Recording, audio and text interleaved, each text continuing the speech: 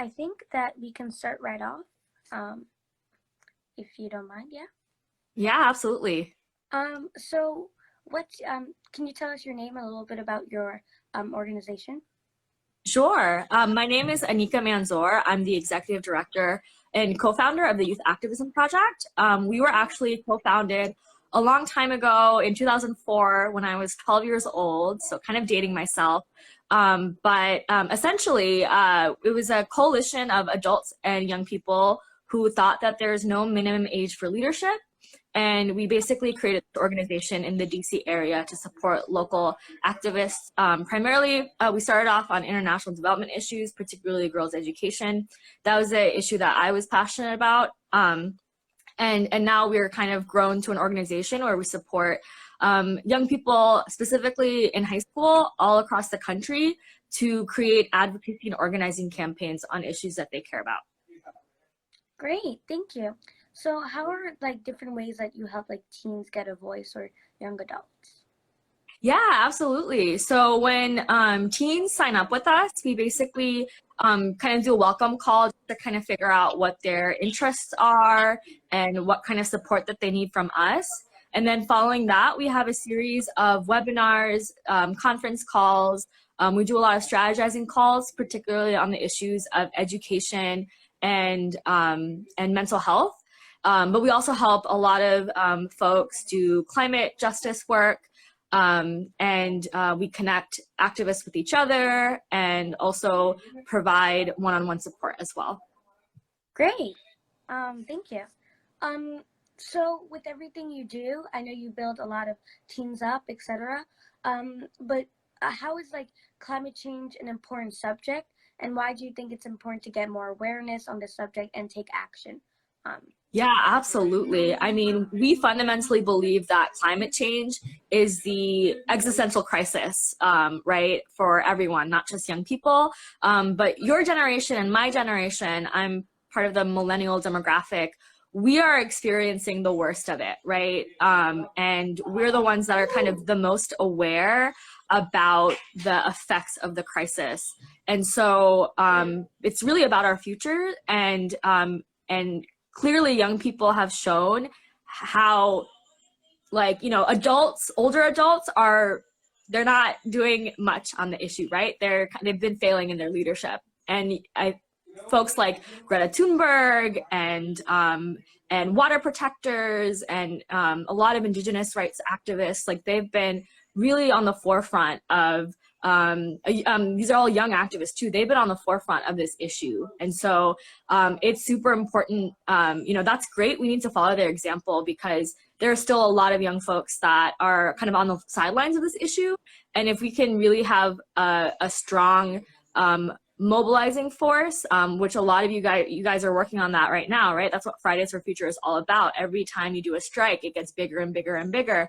We need to keep doing that so that we have this force of people power that are constantly holding our leaders accountable and to actually implement policies that will save our world, because there's not much left to save. So definitely. So right now, there's the COVID-19 crisis, and we can't really go out in the streets, but we are taking it digitally, and we are doing a lot of digital action. So why do you think why do people need to take digital action as well? Why is it as important as taking it to the streets, even if we can't do that right now?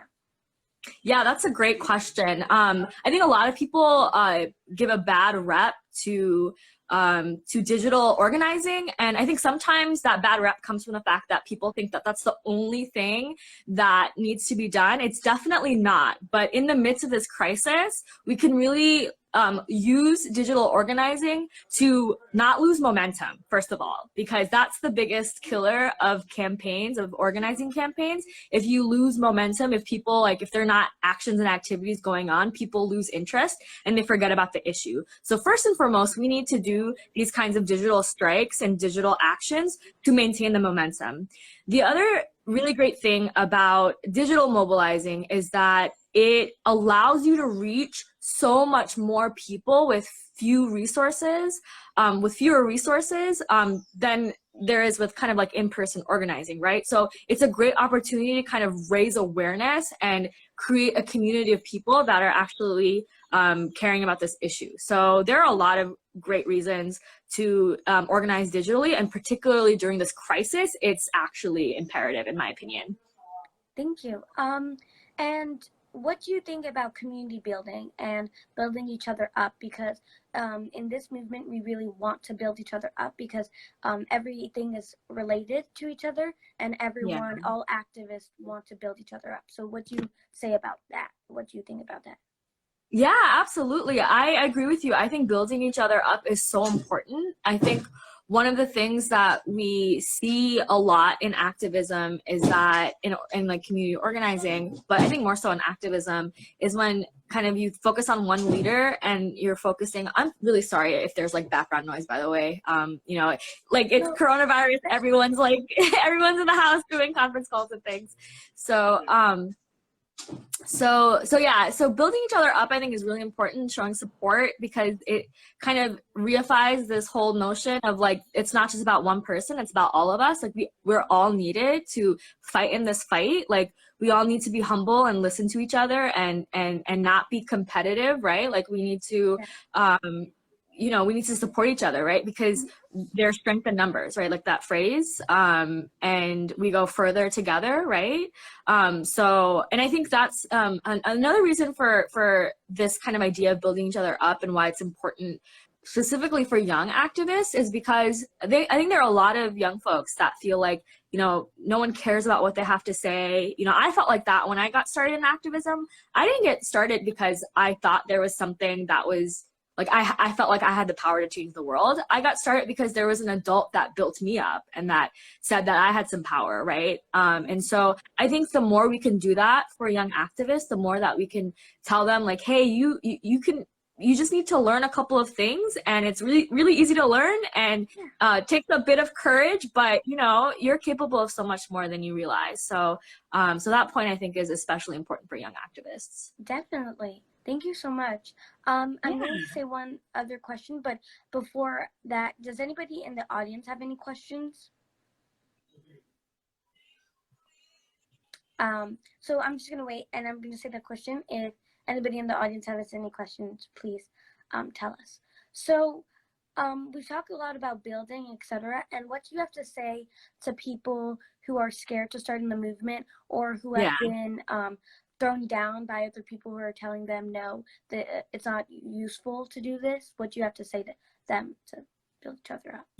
Yeah, I would say, you know, you could say like the typical things like, you know, don't listen to the haters, just keep going, like blah, blah, blah. That's pretty cliched. I'll leave people with something, with like a very specific, like tangible piece of advice and like action that they could do. Find a buddy. Find like a co-conspirator, as I like to say sometimes, you know, like find someone who will have your back, who cares about the issues just as much as you do, and who's willing to be there with you. And like, when, you know, that way you guys are kind of doing it together, you're kind of going out there together. And if one of you gets beaten down, the other one, you know, back to your point about building each other up, the other one can build you up, and vice versa. And you can learn from each other. You can say, you know, one of you might say, I did this, and then, you know, I didn't take no for an answer, and like I was able to talk to a council member, for example, and that can inspire the other person. And like, from there, you can have the ripple effects to get even more people into your cause, and kind of share your own experience with, you know, kind of like not giving up and keep going. Because it's easier than it sounds, obviously, but that is the case. Like, if don't take no for an answer, kind of like think about different strategies, talk to adult, like you'll always find allies, right? Who's the person you know in your life, like an adult, for example. That would be another piece of advice that I'd have to give.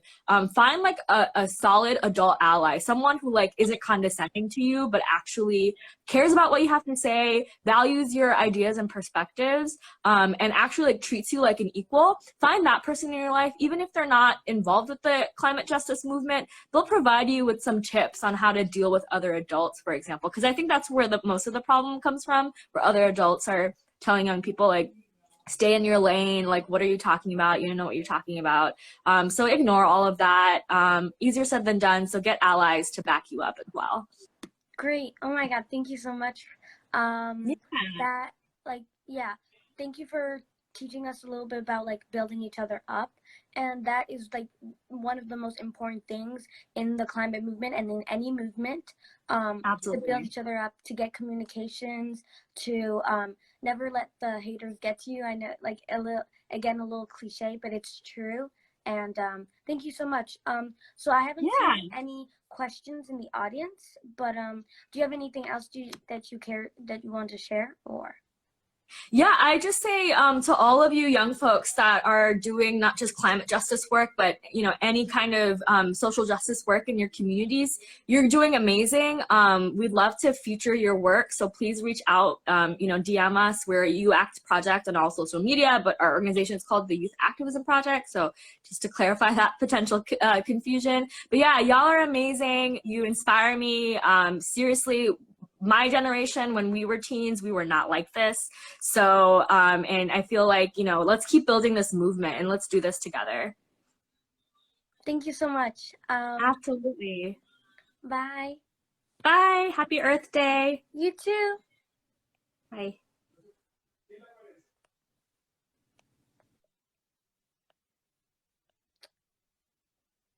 Thank you everyone for joining. Don't forget to sign up at our webinars, link in our bio.